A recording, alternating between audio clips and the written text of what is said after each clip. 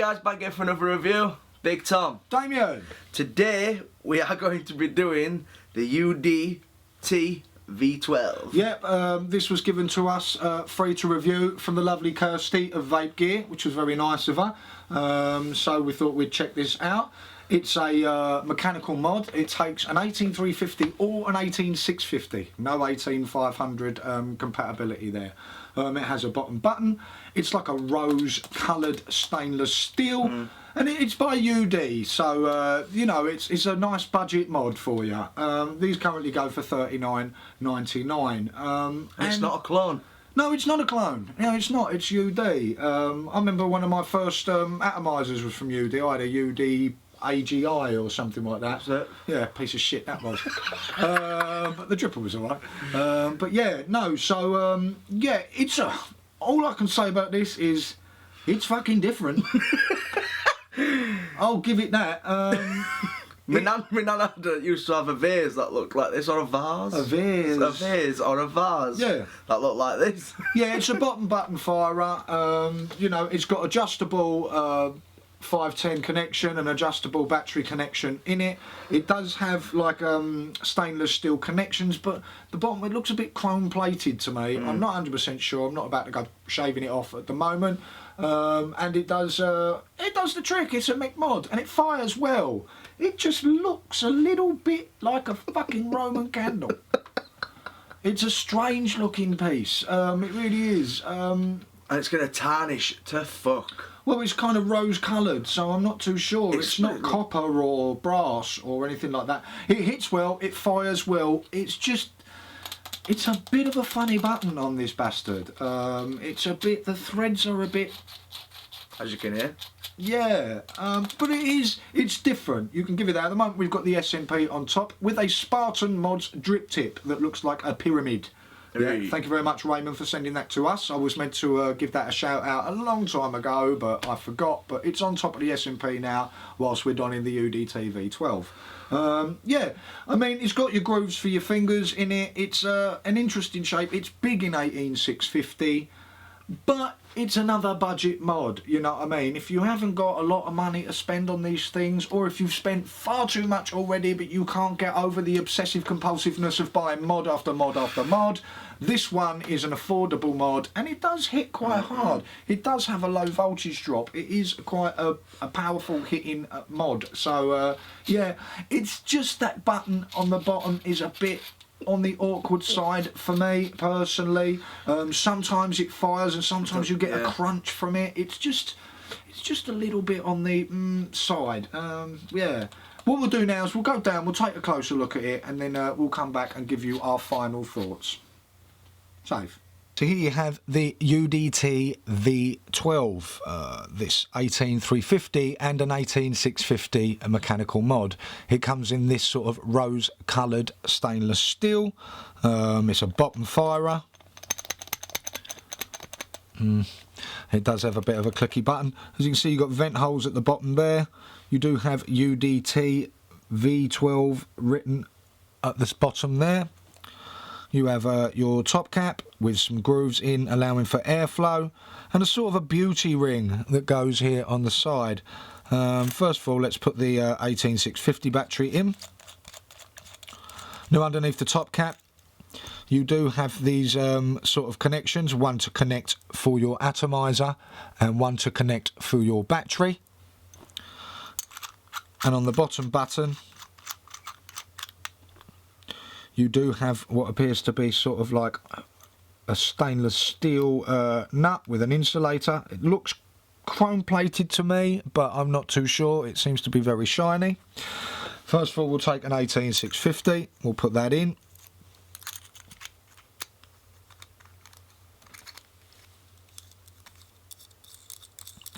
The threads aren't the greatest, in all honesty. It is quite crunchy. To get it to screw down does take a little bit of a fiddly. Yeah, they're very sort of thin shaped threads. Let's screw down the bottom button.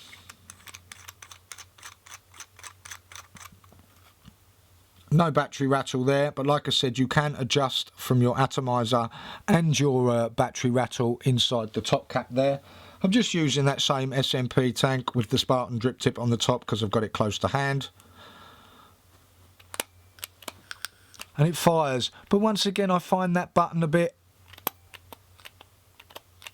it's a bit crunchy on the fire. You can lock it just by giving it a simple turn, because this will fire on its own if you stand it up, and you do have to give it a bit of a turn. But if you can hear there, those aren't the nicest threads in the world by far, and it does have a bit of a crunch. Take a puff.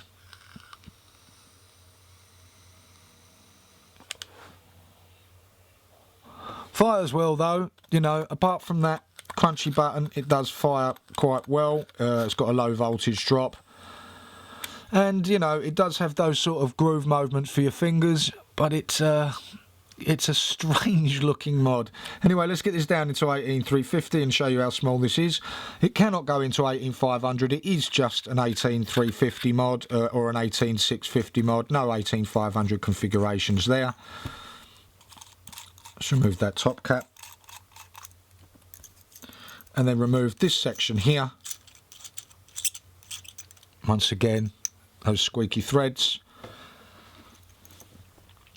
Let's put the top cap back on.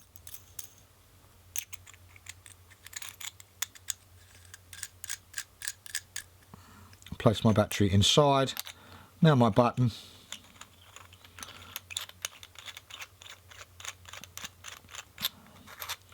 And we'll use that SMP again.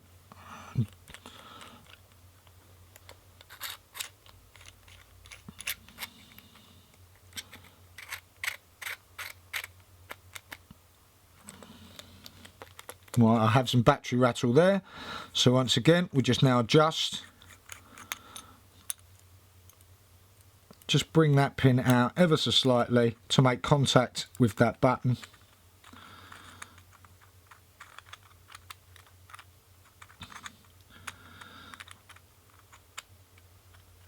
These threads really can be a bit of a bastard.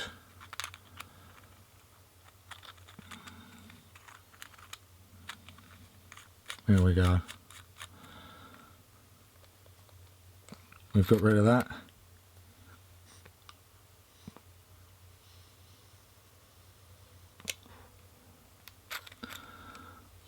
And there you have it in 18350 mode. I do actually prefer it in 18350 mode. It's just a bit too big in 18650. But, and then you have that problem with that button again, working out which way to lock it. And sometimes it does actually unscrew.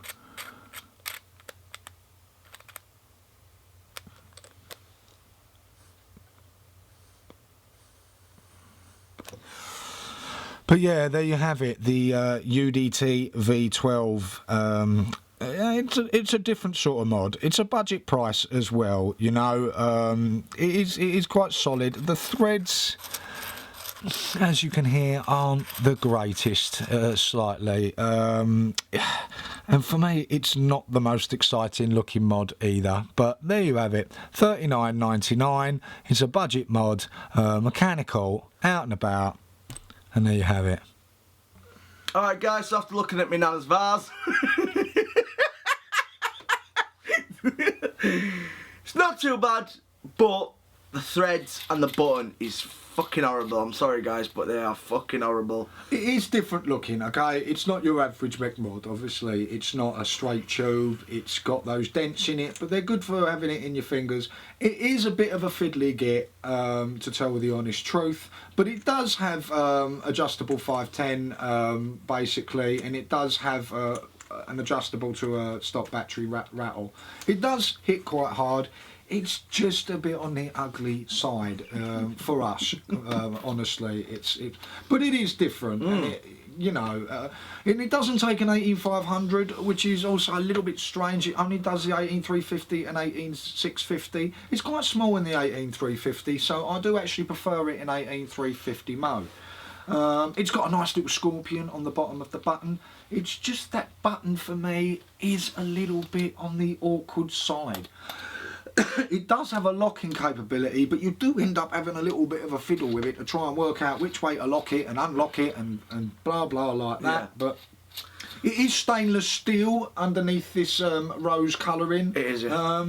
But you know, it's UD. They do make a nice little budget mod. These are the lower end mods. Like I said, if you don't have the money to afford some of these big fancy doodahs and all things like that, and you just want a mod to take out, throw it in your pocket, take it to work, have it on the side, do what you want with it, and you want to keep your good stuff at home, this ain't a bad little mod to take. $39.99. You can get these from Vape Gear. The website is above my head right now. It is different. It is something a bit quirky. It is a bit industrial. You know what I mean? So you know, it's affordable. It does have this strange little beauty ring in the middle of it. That does fuck all. No, it's a beauty ring. It stops you seeing the joins, Tom. Okay. Sorry guys, I just don't like it. I'm sorry. I just do not like this whatsoever. It's not there for me. Standing it up, you have to lock it. You can't stand it up without being unlocked. It's not the best looking. The button is horrible. I've no wrong with people obviously getting out budget mods if you can't afford the stuff, but for me personally, I do not like this whatsoever. Yeah, but at the end of the day, I mean, there's a lot of budget mods out there, and most of them are clones. And if you do not agree with the clones, but you do not want to take your Stingrays out, your 4.9s out, your billet boxes out, and all that when you're going to work, or you're just out and about trashing it around in the pub, half cut, there's a mod there that's going to give you your vape.